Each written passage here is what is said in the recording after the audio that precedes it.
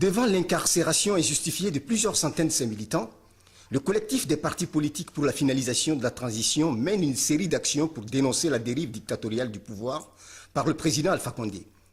C'est ainsi que sa section France a profité de ce samedi 5 novembre et de la disponibilité des pavés parisiens pour organiser une manifestation pour dénoncer l'incarcération d'Étienne Soropogui, vice-président du NFD, et de plusieurs autres manifestants lors de la grande marche de l'opposition le 27 septembre passé à Conakry.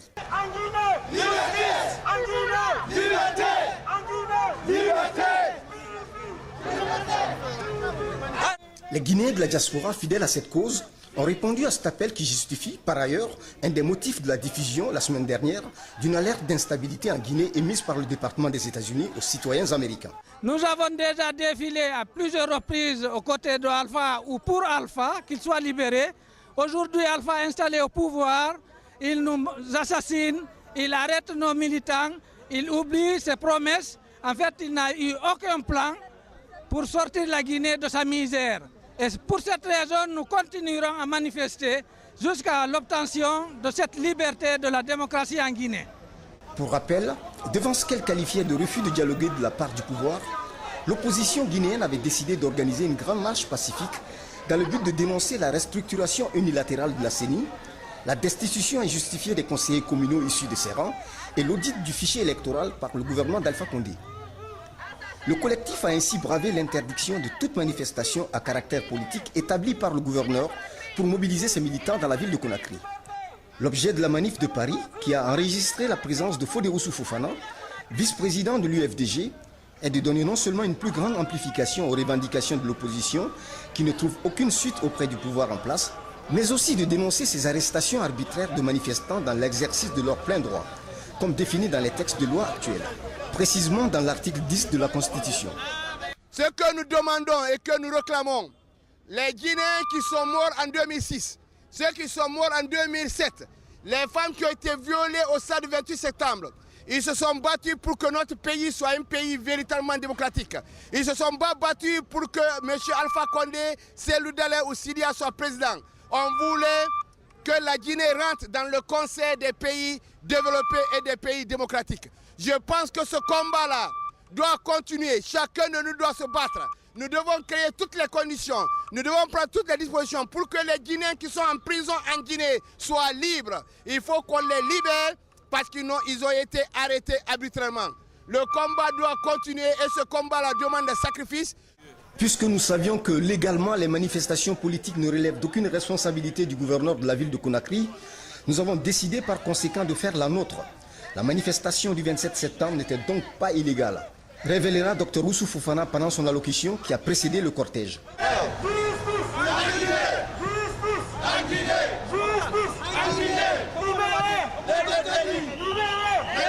Du métro Château-Rouge à la place de la cathédrale de la gare de l'Est, muni de banderoles, de pancartes sur lesquelles on pouvait lire « Libérer les détenus, halte à la dictature » et d'autres slogans hostiles au jeune pouvoir d'Alpha Condé, le cortège de manifestants a profité de ce parcours stratégique qui est le lieu de passage de la totalité des communautés panafricaines pour clairement se faire entendre durant les 2 heures imparties par la préfecture de Paris.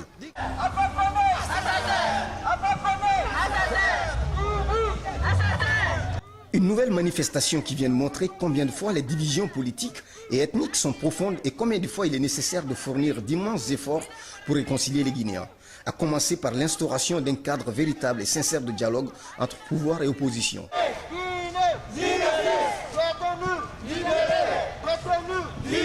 D'ailleurs, en marge du cortège, une rencontre impromptue symbolisant cette regrettable division a failli s'aimer un trouble qui aurait pu être très difficile à gérer. C'est une manifestation assez absurde parce que nous avons un président démocratiquement élu qui n'a même pas encore fait 1 an au pouvoir. Et ces gens-là, on ne sait pas qu'est-ce qu'ils soutiennent. Ils soutiennent la démocratie. Si c'est la démocratie, nous avons un président démocratiquement élu qui doit mener des actions et qui est en train de le faire. Je pense qu'aujourd'hui, le Guinéen veut évoluer. Ce n'est pas des cacophonies comme ça qui nous intéressent. Je veux tout simplement dire que ça ne sert à rien. S'ils veulent vraiment combattre sur le terrain démocratique. Ils n'ont qu'à venir en Guinée, il y a les élections, un président est élu pour 5 ans. Après les 5 ans, ils peuvent faire tout ce qu'ils veulent. On a croisé un monsieur qui a dit, mais pourquoi vous venez manifester ici? Pourquoi pas chez vous? C'était pertinent quand même comme question. C'est pertinent comme question, oui. Mais il faut savoir qu'aujourd'hui, vous avez des Guinéens en Guinée qui manifestent et qu'on arrête. Nous, aujourd'hui, nous sommes à l'extérieur. Nous allons mettre tout ce que nous avons à notre disposition pour dire à M. Condé et dénoncer ce qu'on a envie de lui dire et dénoncer les dérives dictatoriales. Ici, on est en France, on a l'occasion de manifester. Sachez qu'aujourd'hui, on a manifesté ici. Demain, c'est à Conakry qu'on va manifester. Et ces manifestations, c'est jusqu'à ce qu'ils cèdent. Nous ne demandons pas quelque chose d'extraordinaire, nous demandons juste l'application juste et équitable de la constitution guinéenne qui consacre la liberté de manifestation et de cortège. Vous parlez de constitution, mais c'est une constitution quand même qui n'est pas passée par référendum. Je crois qu'Alpha Condé peut-être s'appuie sur la faiblesse de cette constitution pour faire aujourd'hui ce qu'il est en train de faire. Vous savez, la Guinée est un pays qui a eu une histoire. Hein? Alpha Condé, ceux dont il se argue aujourd'hui en disant que ce n'est pas une constitution qui est passée par la voie référendaire, il faut savoir que cette constitution, elle existait. On n'a fait que l'amender. Et l'article 10 n'est pas quelque chose qu'on a rajouté, c'est quelque chose qui existait dans l'ancienne constitution. Je ne remets pas en cause l'article, moi je remets en cause la constitution.